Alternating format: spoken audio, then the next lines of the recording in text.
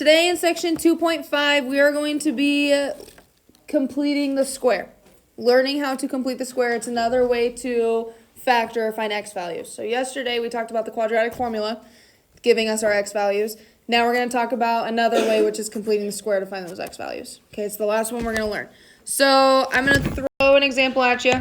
X squared plus 4x minus 5 equals 0. Okay, but we're going to work on completing the square. So I'm going to start you off with steps right now. Step 1 is we want to find our new c value. We're going to find a new c. Right now, what is my c value in x squared plus 4x minus 5? Negative 5 is my c value. I want to find a new c value to replace it. So I want to get rid of that c value right now. How can I get rid of that negative 5 and put it to the other side? I'm going to add 5. Yep, add 5 to both sides. So I have x squared plus 4x. Well, I said I want to find a new c, right? Yep. Okay, so I'm going to leave a blank for that new c. Okay, equals, what do I have on the other side? 5. If I add something new to one side, I have to do the same thing to the other side. Okay, just to keep it equal. If I add something new to the other side, I have to add something new to the other side also. So what you do to one side, you have to do to the other. Okay, so that was step 1. We made room for our new c value.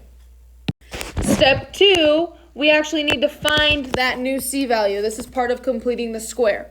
Okay, what I mean by square is we want a number times itself to get that c value. Okay, so a way we're going to find that is we're going to take our b divided by 2, and that's going to give me my answer for that. I'm going to call that answer x right now. Okay, and then I'm going to take that x and I'm going to square it, keyword completing the square, and I'm going to get my new c value. Okay, so let's apply that right now. What is my b value? 4. So I'm going to take 4 divided by 2, which is 2. And now I'm going to take that 2 and I'm going to square it because we're completing the square. So what is 2 squared? 4. So that number that I just got, that is my new c value. And again, what I do to one side, I have to do to the other. Okay. Right now, all I want to do is just clean it up. Okay, I'm going to simplify that right side. So my left side stays the same, x squared plus 4x plus 4. And then what's 5 plus 4? 9. Okay, so now we want to factor our left side. We want to factor x squared plus 4x plus 4. But when we factor, we want the same number as my factors. So what are factors of 4 that add up to 4? 1 and 4. Okay, let's start there. 2 and 2. Factors of 4 are 1 and 4, 2 and 2. I want the same number.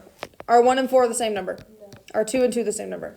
Yes. So I'm going to pick 2 because remember we're completing the square. It's what number times itself to get me that c value. Completing the square. Okay. So how would we normally rewrite this? We would put the 2 for the 4 and the... Or no, we just put x plus 2. Right. That's if we would have an a value. We have x plus 2 times x plus 2. Right now it's equal to 9. Okay. Do you agree with me that these two factors are the same? Yeah. What's another way I can write that to make it more simple? X plus 2 squared. Exactly. Yep. X plus 2 squared equals 9. What I did is I completed the square by just putting those together. Now, we just need to find our answers or our x values. So we need to solve for x. Right now, can we get to x? Like, can I just say subtract 2? No. I need to get rid of that squared value right here to open up the parentheses. That would be if it was like a 2x. But how do I get rid of this square? What's the opposite of a square? Square root. Square root. So I'm going to square root both sides. Remember what you do to one side, you do to the other. Okay. On this left side, what happens is I'm just left with what's on the inside of the parentheses. X plus 2. equals, well, what's the square root of 9? 3. 3. What did we learn in chapter 1 if you take the square root of a positive number? You get 2 answers. What are those 2 answers? Negative 3 and positive 3. So we have plus or minus 3. Now, this is where our 2 solutions come in, right? We have this plus or minus here. So we want to write 2 separate equations. So my first equation is going to be x plus 2 equals positive 3. What's my next equation going to be? X plus 2 equals negative 3. So I took my positive, split it up over here, and I took the negative, and I treated them as their own equation. Now I just want to solve both of them separately. How do I solve it? Supposed to get x by itself. Subtract 2. So I get x equals 3 minus 2. 1. That's one answer. And then over here, subtract 2 again. Negative 3 minus 2. It's negative 5. Those are my 2 x values. Okay. Now I want to tell you something. When you get to, here's a different color, this step right here, the factoring step, you are going to get comfortable when you get more used to it just to do this step and skip this step as a whole. Okay? Because what do you notice about what we were doing up here compared to the number that we chose? It's the same. This number that you get right here is the number that's going to go in that spot right there. Every single time. Okay? And then you wouldn't even have to think about this factoring step like we usually do. Okay? Completing the square is supposed to make the factoring easier for you so that you wouldn't have to do this factoring step. Okay? I'm on example 2 in your notes. This one right here. So I have, our problem is x squared minus 6x minus 11 equals 0. Ignore the directions. We are going to solve this by completing the square. Okay? First step of completing the square, we have to find a new c value. Well, in order to find a new c value, we got to get rid of the old one. What's my c value right now? Negative 11. How can I get rid of it? Add 11 to both sides. When I'm rewriting this equation, what do I want to put in there? A space for the new. Yes, we need to put a space for the new c. But what do I do to one side? I have to do the other. So I leave a space on both sides. Okay, now we need to find our new c value. What do we do to find our new c value? Right, take our b value. What's my b value? Negative 6. Divide that by 2, which is negative 3. What do I do with that number?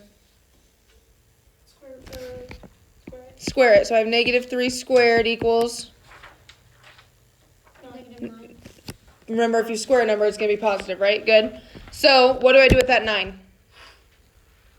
Put it in the Yep, that 9 goes in the 2 blanks. Okay? We're going to clean it up. X squared minus 6x plus 9 equals 11 plus 9. 20. Okay? What do we do from here? factor. Right, we want to factor, right? What is the trick, though? Remember, we're completing the square. You want to find the same number. We want the same number. Okay, where did I tell you can get that number from? The B. The B, right? Right here. What number is this? 9. 6. Where? 30. We want this one. Yep. We want that negative 3. So when I rewrite this, I'm going to write x, my number is negative 3, x minus 3 squared equals what? 9. 20. 20. Yep. I want this to work out nicely because I will make sure it does. Change this 20 to a 25. Change that 20 to a 25 just so we can practice with it working out nicely. Okay? My last thing I need to do is just solve. How do I get x by itself? My adding. I need to square root first. So what's left on the left side if I square root? X minus 3. And then what's the square root of 25? And what do I need with it? A -5 also. I need a positive and a -5. Why do I need positive and negative? Because there's two answers. Positive number. I took a square root of a positive number, so I have to have those two answers. Okay? We are so close. What do I do next? Remember, think of this positive -5, right? How many different equations do I have to set up? Two. So what's my first one? X minus 3 equals positive 5.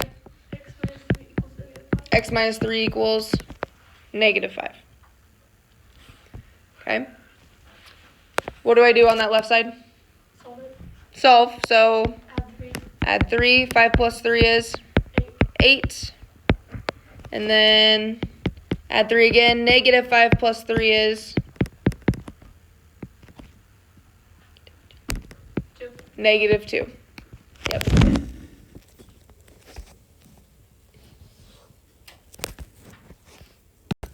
Alright, let's try x squared plus 14x plus 24 equals 0. That first step, we want to make room for our new c value. How do I do that? Yep, subtract 24 on both sides. When I'm rewriting, what do I have to make sure to put in? Like spaces. Spaces, right? X squared plus 14x plus blank equals -24 blank. Good. Why do I have to have a blank on the right side? Because we make them the same. I have to make them equal, right? Okay. Go ahead and find your new c value. How do we find our new c value? Divided by 2. Okay.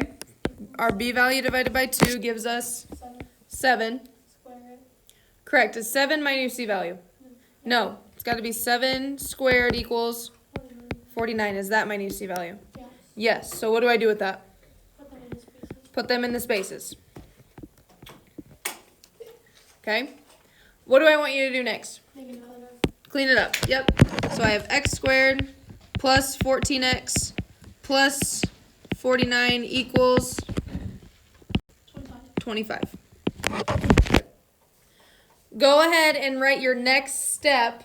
Remember, it's the x in a number squared equals 25. Go ahead and write that next step. Okay? What's the trick for this part? Just use the 7 from the 14. Right, you use from earlier that number that we squared. Okay, so what do I write for my next part here?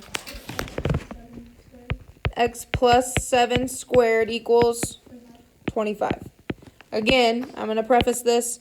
This number is coming from that number that we squared earlier. Okay? Go ahead and solve. Okay, how do we solve? Square root both sides. What's left on the left side? X plus 7. X plus 7 equals? 5 and -5. Right, positive, -5. Remember, it is very important to have the positive and negative option because how many answers should we have? 2. 2. Okay, now all we have to do is set them up separately and solve. What's my first setup? X plus 7 equals 5. X plus 7 equals 5 and X equals 12. careful, this one would be x plus 7 equals, there we go, -5. Okay, now we want to solve both of those. How do I solve the left one? Well, really both of them. What am I doing? -7. Subtract 7. So the first one I get 5 minus 7 is -2. And then over here, subtract 7 again. So I have -5 minus 7 equals -12.